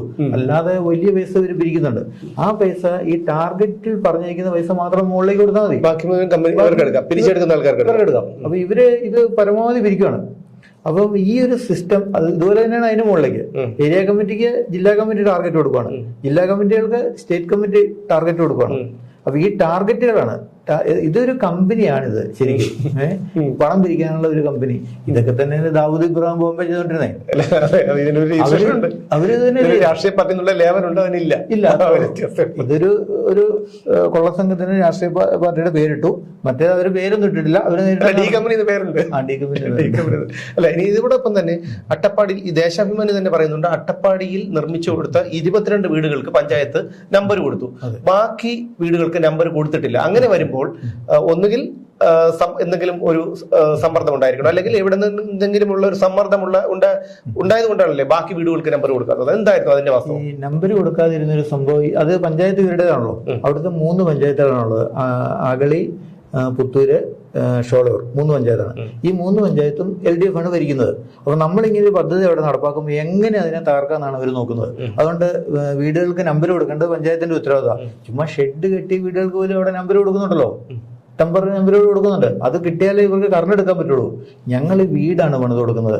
കറണ്ടും വെള്ളവും കൊടുക്കേണ്ട ഉത്തരവാദിത്തം ഗവൺമെന്റാണ്. എന്തുകൊണ്ട് അത് കൊടുക്കുന്നില്ല? അവിടെ പൈപ്പ് സംവിധാനമുണ്ട്, ജപ്പാൻ കുടിവെള്ള പദ്ധതി ഉണ്ട്, ഒക്കെ ഉണ്ട്. അത് കൊടുക്കണ്ടേ? അത് കൊടുക്കാതെ അവര് ഈ നമ്മുടെ ഗുണഭോക്താക്കൾ തന്നെ അവിടെ ചെല്ലുമ്പോൾ പാവപ്പെട്ട ആദിവാസികളാണ്, അവര് നടന്നു മടുക്കും. നടന്നു മടുത്തു കഴിഞ്ഞാൽ അവർക്ക് പിന്നെ ഇവരോട് ഫൈറ്റ് ചെയ്ത് നിൽക്കാനെന്നുള്ള ശേഷി അവർക്കില്ല. പിന്നെ ഞങ്ങൾ തന്നെ പോയി ഇടപെടുകയാണ്. ഞങ്ങൾ തന്നെ പഞ്ചായത്തിൽ പോകുന്നു, നമ്മൾ തന്നെ ഈ പ്ലാൻ വെച്ചിട്ട് എല്ലാം കൊടുക്കുന്നു. നമ്മുടെ ആളുകൾ ചെല്ലുമ്പോൾ അവര് കൊടുത്തേക്കാന്നൊക്കെ പറയും. പക്ഷെ ഇവര് വീണ്ടും ചെന്ന് കഴിയുമ്പോൾ ഇവർക്ക് കൊടുക്കില്ല. ഈ ഒരു ടെക്നിക്കാണ് ഉപയോഗിക്കുന്നത്. എന്ന് പറഞ്ഞാൽ HRDSന്റെ വീടുകളാണോ നിങ്ങൾ കിട്ടിയേക്കുന്നത്, നിങ്ങൾക്ക് കറണ്ടും കിട്ടിയാലോ വെള്ളവും കിട്ടിയാലോ എന്നുള്ളൊരു അവസ്ഥ ഉണ്ടാക്കുകയാണ്. അങ്ങനെ എല്ലാ രൂപത്തിലും ഇത് മാനിപ്പുലേറ്റ് ആണ് ഇവർ ചെയ്യുന്നത്. അങ്ങനെ ഒരു രീതി ഇവിടെ കൊണ്ടുവരികയാണ്. അപ്പോൾ ഞങ്ങൾ തീരുമാനിക്കും, ആ തീരുമാനപ്രകാരം മാത്രം നിങ്ങൾക്ക് ജീവിച്ചാൽ മതി, അല്ലാതെ നിന്റെയൊക്കെ ഇഷ്ടത്തിന് ഒരു കാര്യം ചെയ്യാൻ സമ്മതിക്കാനെന്നുള്ളൊരു ഒരു ലൈൻ ഇവർ കൊണ്ടുവരികയാണ്. അതൊക്കെ എത്ര ലജ്ജാകരമാണിത്. പിന്നെ ഈ HRDS വീടുകൾ നിർമ്മിച്ചു കൊടുത്തുകൊള്ളാം എന്ന് കരുതിയിരിക്കുന്ന പണം മുഖ്യമന്ത്രിയുടെ ദുരിതാശ്വാസ നിധിയിലേക്ക് കൊടുത്താൽ പോരായിരുന്നു? ഈ സന്തോഷമായിരുന്നല്ലോ. അല്ല, ഇനി ഏറ്റവും വലിയൊരു കാര്യത്തിലേക്ക് വരാം. അതായത് എന്തായാലും ഇത് വലിയ ഒരു പദ്ധതിയാണ് HRDS മുന്നോട്ട് വെച്ചിരിക്കുന്നത്. കാരണം സർക്കാരിന്റെ പൊതുഖജനാവിന്റെ അവസ്ഥ നമുക്കറിയാം. ഈ പൊതുഖജനാവിന് 10 പൈസ പോലും ചിലവാകാത്ത രീതിയിൽ എത്രയും വേഗം തന്നെ പുനരധിവാസം നടപ്പിലാക്കുന്ന ഒരു പദ്ധതിയാണ്. പക്ഷേ സംസ്ഥാന സർക്കാരിന്റെ നിലപാട് നമുക്ക് മനസ്സിലായി. അതിന്റെ ആദ്യപടിയായി ഇപ്പോൾ ദേശാഭിമാനിയിൽ വാർത്ത വന്നിരുന്നു. ഒരുപക്ഷെ മറ്റു മുഖ്യധാരാ മാധ്യമങ്ങളൊക്കെ ഇനി അത് ഏറ്റെടുത്തേക്കാം ആ രീതിയിൽ. അപ്പോൾ എന്തായിരിക്കും HRDSന്റെ അടുത്ത നിലപാട്? നമ്മളിപ്പം കേന്ദ്രത്തിന് ഇത് കൊടുത്തിരിക്കുകയാണ്. പക്ഷെ കേന്ദ്രത്തിന്റെ ഒരു പ്രശ്നം എന്ന് വെച്ചാൽ ഒരു സംസ്ഥാനത്ത് ഒരു കാര്യം നടക്കുമ്പോൾ സംസ്ഥാനത്തിന്റെ ഒരു ഇതിനെ അവരുടെ ഒരു കാഴ്ചപ്പാടുകളെ മറികടന്നുകൊണ്ട് ചെയ്യാൻ കഴിയുമെന്ന് എനിക്കറിയില്ല. അപ്പൊ ഞങ്ങൾ എന്തായാലും കൊടുത്തിട്ടുണ്ട്. അപ്പൊ അവര് ഇനി മുകളിൽ നിന്ന് നിർദ്ദേശം വരുമെന്ന് നോക്കാം നമുക്ക്. പക്ഷെ ഇത് ഞങ്ങളുടെ ഈ പദ്ധതി നമുക്ക് അതിന്റെ ടീമെല്ലാം ഉണ്ട്. ഇപ്പൊ ഓൾറെഡി നമ്മൾ വർക്ക് ഓഡീഷൻ നടന്നുകൊണ്ടിരിക്കുന്നതുകൊണ്ട് തന്നെ പെട്ടെന്ന് ആ ആളുകളെ ഇങ്ങോട്ട് കൊണ്ടുവരാൻ പറ്റും. ഒരു 4-5 ദിവസം കൊണ്ട് ആളുകൾക്ക് ഇവിടെ വരാൻ പറ്റും. വന്നു കഴിഞ്ഞാൽ വളരെ സ്പീഡിൽ പണി ആരംഭിക്കാവുന്നുള്ളൂ. ലാൻഡ് ഉണ്ടെങ്കിൽ. അവിടെ ലാൻഡ് ഉണ്ട്. അവിടെ ഈ പറഞ്ഞ ഹാരിസൺ മലയാളം പ്ലാന്റേഷന്റെ സ്ഥലമുണ്ട്, കണ്ണന്തേവന്റെ സ്ഥലമുണ്ട്. ഈ സ്ഥലങ്ങളെല്ലാം ഇവിടെ നമ്മുടെ രാജ്യത്തിന്റെ സ്ഥലമല്ലേ.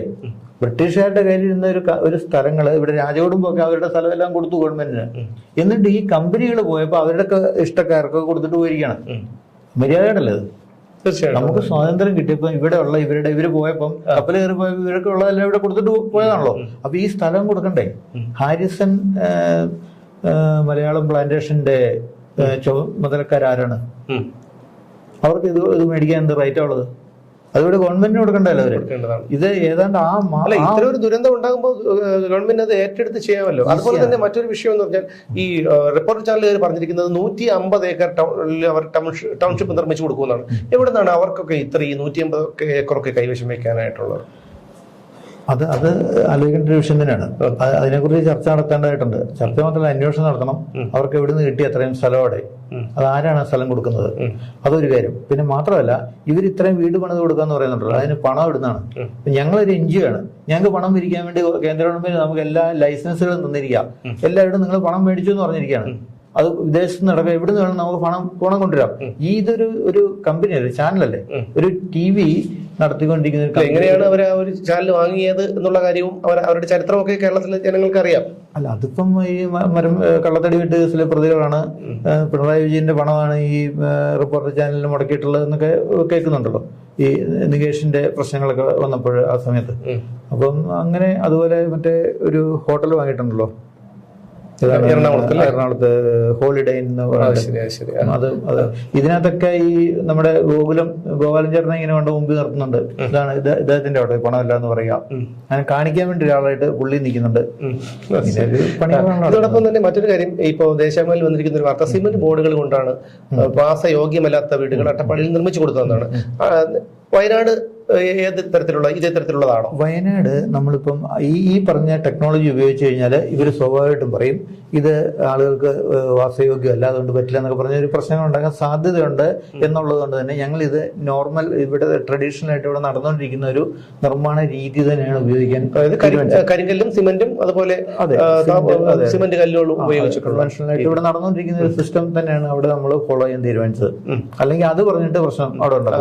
അങ്ങനെ ഒരു പ്രചാരണമാണ് ഇപ്പൊ നമുക്ക് എന്തായാലും വാർത്ത വായിക്കുന്നവർക്ക് തോന്നുന്നത് അട്ടപ്പാടിയിൽ എങ്ങനെയാണോ വീട് നിർമ്മിച്ചത് അത്തരത്തിലുള്ള ഒരു ഗുണനിലവാരം ഇല്ല എന്നുള്ളത് അവർ പറയുന്നത്. ഗുണനിലവാരമുള്ളതാണെന്ന് നമ്മൾ കണ്ട് മനസ്സിലാക്കിയ കാര്യം. വളരെ ക്ലിയർ ആയിട്ട് നമ്മൾ അതിനകത്ത് എസ്റ്റിമേറ്റും പ്ലാൻ എല്ലാം കൂടെ അല്ല വെച്ചത്, കംപ്ലീറ്റ് കാര്യങ്ങൾ വെച്ചിരിക്കല്ലേ. പക്ഷെ അവരെ ഇതൊന്നും കാണിയല്ല, വേറെ ആളുകളെ തെറ്റിദ്ധരിപ്പിക്കാൻ വേണ്ടി ഓരോ കാര്യങ്ങളാണ് പറയുക. ഇപ്പൊ തന്നെ CSR ഫണ്ട് അടിച്ചു മാറ്റി എന്നൊക്കെയാണ് പറയുന്നത്. ഇവരുടെ പണിയാ ഇതൊക്കെ. നമുക്കങ്ങനെ അടിച്ചു മാറ്റം നടക്കില്ല. അങ്ങനെ അടിച്ചു മാറ്റിയിട്ടില്ല. അങ്ങനെ അടിച്ചു മാറ്റാൻ വേണ്ടി അത് CMDRF ഫണ്ട് അല്ലല്ലോ. എനിക്ക് തോന്നുന്നു ഈ കണക്കുള്ളതാണ്, CSR ഫണ്ടിലൊക്കെ കണക്കുള്ളതാണല്ലേ. അല്ലാതെ ഇപ്പൊ എനിക്കൊരു 5000 വേണം അല്ലെങ്കിൽ 2 ലക്ഷം വേണം എന്ന് പറഞ്ഞാൽ തരാൻ പറ്റില്ലല്ലോ. ഇത് കൃത്യമായിട്ട് പ്രോജക്റ്റ് വെച്ച് ഇത്ര വീട് പണിയണം ഇന്ന സ്ഥലത്ത്, അതിന്റെ ബെനിഫിഷ്യറി ഇവരൊക്കെയാണ് എന്ന് പറഞ്ഞ ഈ ഡീറ്റെയിൽസ് മുഴുവൻ കൊടുത്തിട്ടാണ് അതിനുള്ള ഫണ്ട് വാങ്ങുന്നത്. അതിൽ നിന്ന് 1 രൂപ നമുക്ക് അങ്ങോട്ടോ മാറ്റാനോ മറിക്കാനോ പറ്റില്ല. ഇപ്പം ഇതിനകത്ത് നമുക്ക് ഇംപ്ലിമെന്റേഷൻ പണ്ടൊക്കെ ഇംപ്ലിമെന്റേഷൻ ചാർജ് ഒക്കെ ഒരു 5% ഒക്കെ എടുക്കാറുണ്ടായിരുന്നു. ഇപ്പൊ അത് നമ്മൾ വേണ്ടെന്ന് വെച്ചിരിക്കും. കാരണം അങ്ങനെ എടുത്താൽ ഇത് കൊണ്ടുപോകാൻ പറ്റില്ല. പിന്നെ നമുക്ക് ഈ സ്വാമിജിയുടെ ഡൊണേഷൻ ഫണ്ടുകൾ വരുന്നതിൽ നിന്നാണ് നമ്മുടെ ഈ ആളുകളുടെ സാലറി അങ്ങനെയുള്ള കാര്യങ്ങളൊക്കെ കൊടുക്കുന്നത്. അപ്പൊ അതുകൊണ്ട് നമുക്കത് അങ്ങനെ ഒരു രൂപത്തിലുള്ള ഒരു കളി നടക്കില്ല. അത് ഇവര് പരിശോധിച്ചല്ലോ. ഇവര് തന്നെ ഇവരുടെ വിജിലൻസ്, ഇവരുടെ ക്രൈം ബ്രാഞ്ച്, ഇവരുടെ പോലീസ്, ഇവരുടെ പട്ടാളം, ഇവർക്ക് സ്വന്തം സംവിധാനങ്ങളുണ്ടല്ലോ. ഇവരെല്ലാം നോക്കിയല്ലോ. എന്നിട്ട് നടക്കാത്തൊരു കാര്യം എന്തെങ്കിലും കണ്ടുപിടിക്കാൻ പറ്റുമോ? എന്തായാലും വയനാട് ദുരന്തത്തിന്റെ പശ്ചാത്തലത്തിൽ ഖജനാവിൽ നിന്ന് 10 പൈസ പോലും ചെലവാകാത്ത രീതിയിൽ വീടുകൾ നിർമ്മിച്ചു കൊടുക്കാമെന്നുള്ള മഹത്തായ ഒരു വാഗ്ദാനം HRDS മുന്നോട്ട് വെച്ചിരിക്കുന്നു. ഇത് കേരളത്തിലെ പൊതുജനങ്ങൾ അറിയണം. ഞങ്ങളത് കാര്യകാരണ സഹിതം ആ വീടിന്റെ പ്ലാനുകൾ സഹിതം DNA ന്യൂസ് റിപ്പോർട്ട് ചെയ്തിരുന്നു. ഇപ്പോൾ നമ്മളോടൊപ്പം ഉള്ളത്, അതായത് കാര്യങ്ങൾ വിശദമായി പറഞ്ഞു തന്നത് HRDSന്റെ സ്ഥാപക സെക്രട്ടറി ശ്രീ അജി കൃഷ്ണനാണ്. അതുപോലെ HRDSനെതിരെയും ഈ പദ്ധതിക്കെതിരെയും വ്യാപകമായിട്ടുള്ള കുപ്രചരണങ്ങൾ നടക്കുന്നുണ്ട്. ഇതും കേരളത്തിലെ ജനങ്ങൾ തിരിച്ചറിയണം. ഇത് സർക്കാരിനെതിരെയോ അല്ലെങ്കിൽ മുഖ്യമന്ത്രിക്കെതിരെയോ പാർട്ടിക്കെതിരെയോ ഉള്ള ഒരു പ്രചാരണമല്ല, പക്ഷെ ഇതൊരു വാസ്തവമാണ്. അവിടെ ഉറ്റവരെയും ഉടയവരെയും അതുപോലെ സമ്പാദ്യവും എല്ലാം നഷ്ടപ്പെട്ട ഒരു കൂട്ടം മനുഷ്യരുണ്ട്, നമ്മുടെ സഹജീവികളുണ്ട്. അവരോട് ഇപ്പോഴും മുമ്പ് കവളപ്പാറ ദുരന്തത്തിലും അതുപോലെ ഓഖി ദുരന്തത്തിലും ഒക്കെ വീട് നഷ്ടപ്പെട്ടവർ ഇന്നും വീടുകളില്ലാതെ നടക്കുന്നൊരവസ്ഥയിലാണ്. ആ അവസ്ഥയിലാണ് ഇപ്പോൾ വയനാടും ഒരു ദുരന്തം ഉണ്ടായിരിക്കുന്നത്. അപ്പോഴും ഈ ഒരു വാഗ്ദാനം സ്വീകരിക്കാൻ സർക്കാർ തയ്യാറല്ല എന്നുള്ളതാണ്. ഇത് കേരളത്തിലെ ജനങ്ങൾ മനസ്സിലാക്കണം എന്നുള്ളതാണ് എനിക്ക് പറയാനുള്ളത്. എന്തായാലും അങ്ങയുടെ വിലപ്പെട്ട സമയം കുറച്ച് സമയം ഞങ്ങൾക്ക് വേണ്ടി ചിലവഴിച്ചു. നന്ദി.